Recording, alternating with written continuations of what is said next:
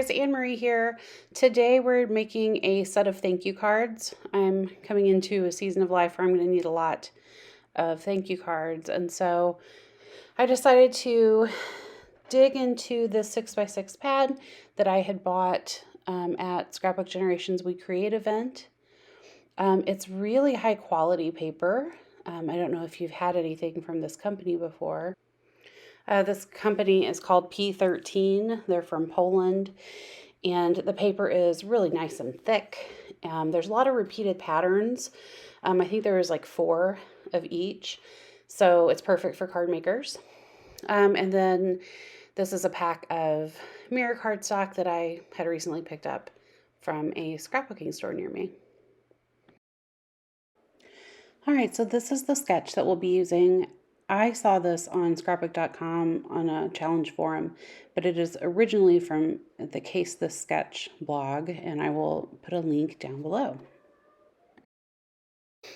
It's a pretty simple sketch, and I'm a pretty simple card maker, so it's a pretty good match, although I do end up actually adding to it a little bit. I decided I wanted to make vertical fold cards, so I'm just chopping up 8.5 by 11 cardstock into half vertically. So I'll have, a resulting A2 card. I cut another piece of 8.5 by 11 cardstock and kind of this sage green cardstock that I'm wanting to use up, and I thought it would work well for matting.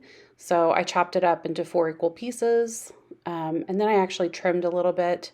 So the resulting panels are 4 inches by 5.25 inches. And then I'm going through and I'm going to pick the pattern paper I want to use for the next layer on each of my cards.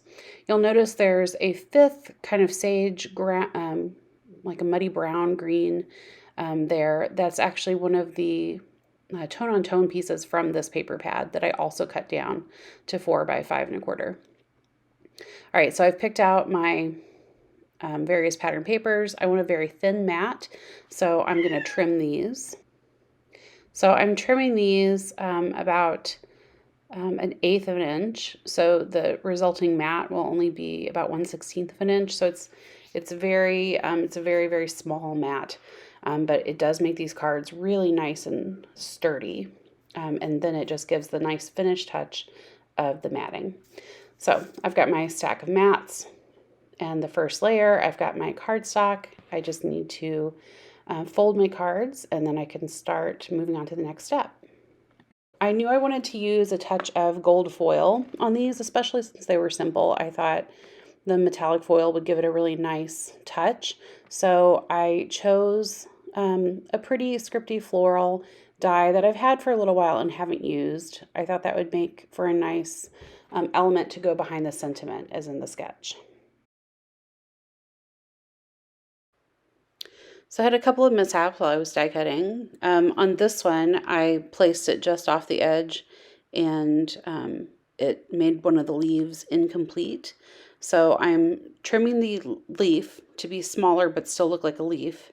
And then I'm just pressing with my bone folder using my piercing mat, which has a lot of give to it. I'm just pressing the edge down and then kind of pressing the inside up a little bit so that it kind of has that finished edge that we're kind of used to on die cut items. All right, so now it's time to pick out the sentiment. I know that I want these to be thank you notes, so I picked out one that was very thin so it will fit onto these narrow strips of cardstock. I was kind of going on automatic pilot, and I knew there was a banner edge, but if you look at the sentiment, I'll put it in picture here. If you look at the sentiment, I put it in the wrong place. I mean, I put the banner edge on the wrong side, and I didn't do the neat little tuck and fold, which was an element that I really liked from the original sketch. And I think it's fine. It looks fine.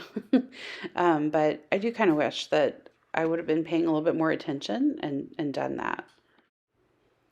All right, so I'm just matting these on that same, I don't think I used any of the cardstock. I think I just used scraps of the kind of coordinating paper from the paper pad, since I had, a little chunk of it left over from cutting a card front. And then I just trimmed everything out with a very close edge. All right, so now it's time to start assembling everything. So I'm just going to pull all the pieces out and start stacking them up because this is it. Or so I thought.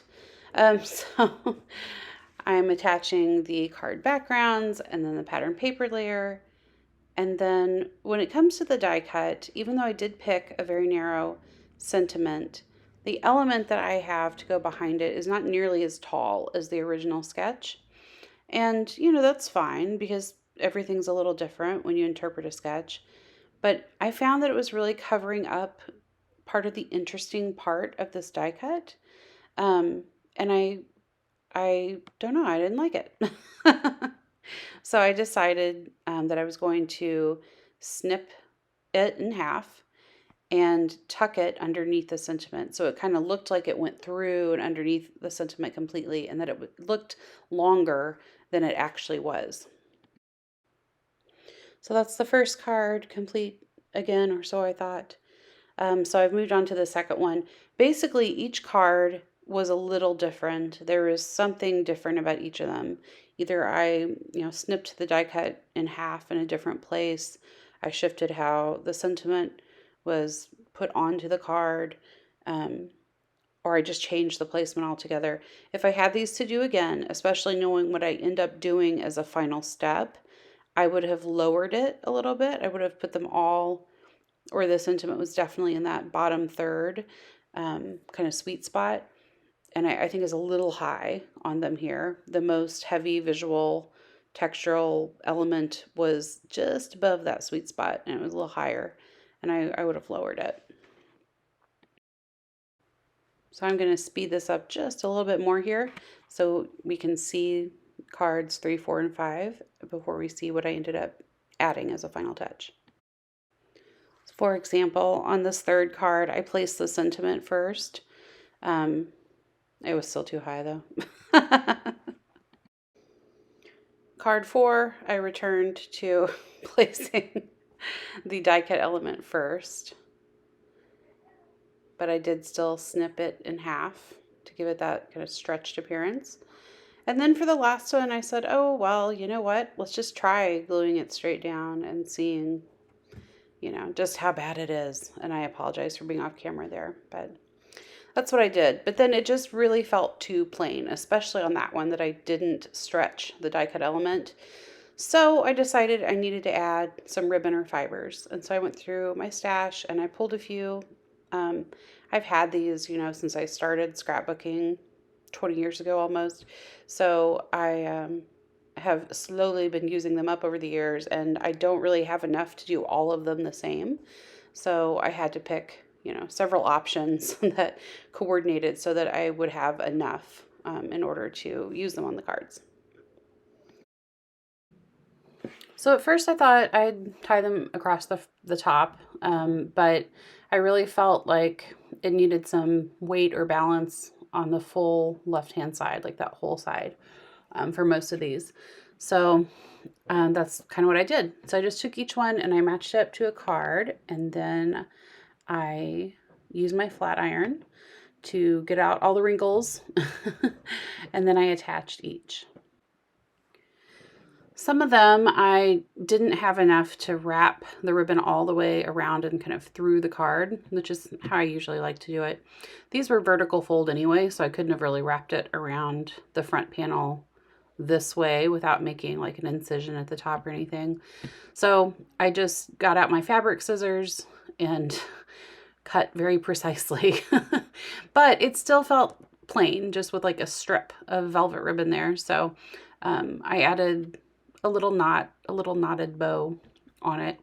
Tried to get it as flat as I could, but I need to go rewatch those YouTube tutorials. I don't know if it's because this ribbon was, very thick, because again, it's a velvet ribbon, or, my skills with a Z, probably that. So I need to go rewatch some tutorials on getting a really good flat knot. But I have a feeling most of these are going to be hand delivered anyway, so it's fine. So I actually did have enough of the velvet ribbon to get 2 cards out of it since I wasn't wrapping around. And then I just had some different fibers and some dark brown velvet ribbon and some green, some really fun ruffly ribbon. And actually on those velvet ribbons, what I've been using to adhere them, I just ran my ATG down the back. It's the perfect size. Those ribbons are a little shy of 1/2 inch and I have 1/4 inch tape. So I was able to just go straight down the middle. It was perfect. I did the same thing with this ruffly one. It has stitching on it, which it makes it look like I stitched it onto the card, which would have been a nice touch if I had done that, but that's okay. Anyway, thanks so much for watching. Those are the first 5 cards I'm making for these sets. I'm going to hopefully use up the whole paper pad, and I'm not sure if there will be another video or not, but thanks again for watching, and I'll see y'all next time. Bye.